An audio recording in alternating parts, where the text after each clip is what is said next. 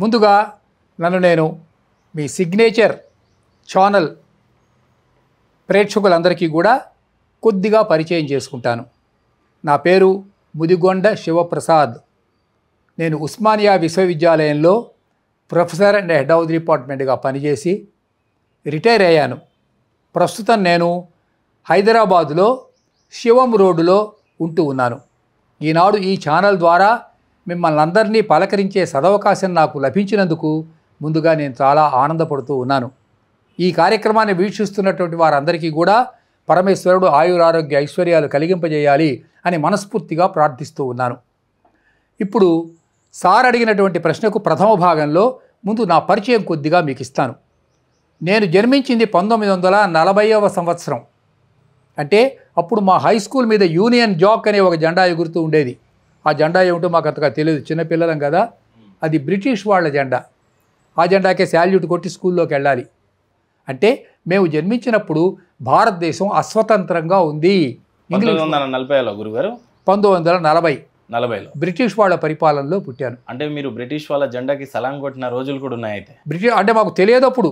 తెలీదు కానీ మీరైతే సలాం కొట్టారా? స్కూల్ పిల్లలందరినీ బ్రిటిష్ జెండాకి సలాం కొట్టి లోపలికి రమ్మనేవాళ్ళు. 5 ఏళ్ల వయసు అప్పుడు.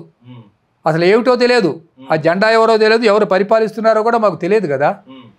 అలాంటి దశలో మేము విద్యాభ్యాసం చేసాం. మా చిన్నతనంలోనే ఉప్పు సత్యాగ్రహం జరిగింది. దాన్ని మహాత్మా గాంధీ గారు సాల్ట్ మూమెంట్ అంటారు. ఇది 1942వ సంవత్సరం. ఎంతోమంది మా తాత తండ్రులు పూర్వులు వాళ్ళు వీళ్ళనేమిటి ఎంతమంది ఉన్నారో అంతమంది వెళ్ళి సముద్ర తీరానికి వెళ్ళి అక్కడ ఒక చిన్న కుంపటి పెట్టి దాని మీద కుండ పెట్టి కాసిని నీళ్లు తెచ్చి ఉప్పు కాచేవాళ్ళు. కాయంగానే వాళ్ళు అందరూ వెళ్ళి ఆ కుండలను పగలగొట్టేసేసి లాఠీ చార్జ్ చేసేవాళ్ళు. ఈ రకంగా లాఠీ చార్జ్ చేయబడినటువంటి వాళ్ళందరికీ కూడా కొంతమంది నాయకులు ఉండేవాళ్ళు. ఉదాహరణకి టంగుటూరి ప్రకాశం పంతులు గారు.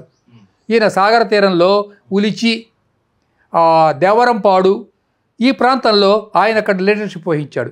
మిగతా సాగర తీరంలో ఒక్కొక్క నాయకుడు ఒక్కొక్క చోట లీడర్షిప్ వహించాడు. ఈ రకంగా ఒక ఉద్యమం నడిచింది అప్పుడు.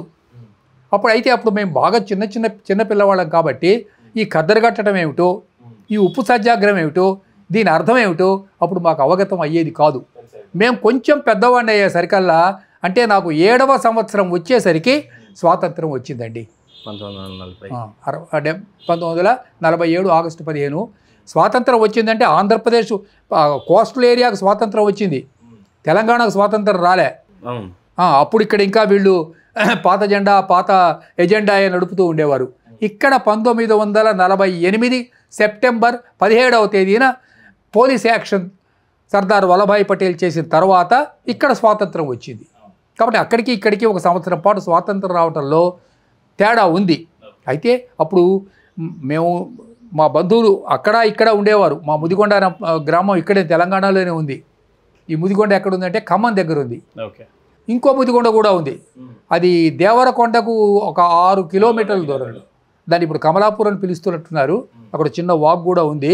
అక్కడ మా వీరభద్రేశ్వర స్వామి దేవాలయం అది ఉండేది. 1948 రావడానికి ముందు ఇక్కడ రజాకార్ మూవ్మెంట్ జరిగింది. కాసిం రెజ్వీ చాలా అల్లర్లు, అది వేరే పెద్ద టాపిక్. అప్పుడు ఇక్కడ నుంచి వరంగల్ ముదిగొండ ఇవన్నీ వదిలిపెట్టేసేసి వీళ్ళు ఎక్కడికొక్కడో కాందిశీకులుగా వెళ్ళిపోయి అక్కడెక్కడో చదువుకొని అభివృద్ధిలోకి వచ్చారు. ఇది ప్రథమ భాగం. ఆ తర్వాత నేను హై స్కూల్ విద్యాభ్యాసం ముగించుకున్న తర్వాత కొంతకాలం వెంకటేశ్వర యూనివర్సిటీలో చదువుకున్నాను. తర్వాత కొంతకాలం వాల్టేర్లో చదువుకున్నాను. తర్వాత మళ్ళీ హైదరాబాద్లో చదువుకున్నాను. హైదరాబాద్లోనే పిహెచ్డీ చేశాను. నాకు తర్వాత ఇక్కడే ఉద్యోగం వచ్చిన తర్వాత ఇక్కడే దాదాపుగా మళ్ళీ స్థిరపడిపోవడం జరిగింది. మా తాతగారు వాళ్ళ ఇంటి పేరు కొంపల్లి మాతామహుడు. ఆ కొంపల్లి ఎక్కడుందంటే మన హైదరాబాద్కు అవుట్స్కట్స్లో ఉంది. ఇప్పుడు దాన్ని కొంపల్లి అనే పిలుస్తారు. అలాగే ములుగు అని ఇంకో ఊరుంది, వాళ్ళు కూడా మా బంధువులే, దగ్గర వాళ్ళే. ఇంకొంచెం ముందుకు వెళ్తే మల్లంపల్లి అనే ఒక ఊరుంది. దీన్ని బట్టి మీకు ఏం తెలుస్తున్నది? ఈ ఊళ్ళ పేర్లను బట్టి ఇంటి పేర్లుగా ఊర్ల పేర్లని పెట్టుకోవడమే కాదు, వీళ్ళందరూ తెలంగాణ నుంచి ఆంధ్ర ప్రాంతానికి వలస వెళ్ళారని తెలియటం లేదా? చాలా క్లియర్గా. ఇది టెక్నికల్ పాయింట్ అన్నమాట. ఇక సాహిత్య సంబంధంగా నేను కొంచెం మీకు చెప్తాను. నేను 1950లో సాహిత్య రంగంలో మొదటగా ప్రవేశం పెట్టాను.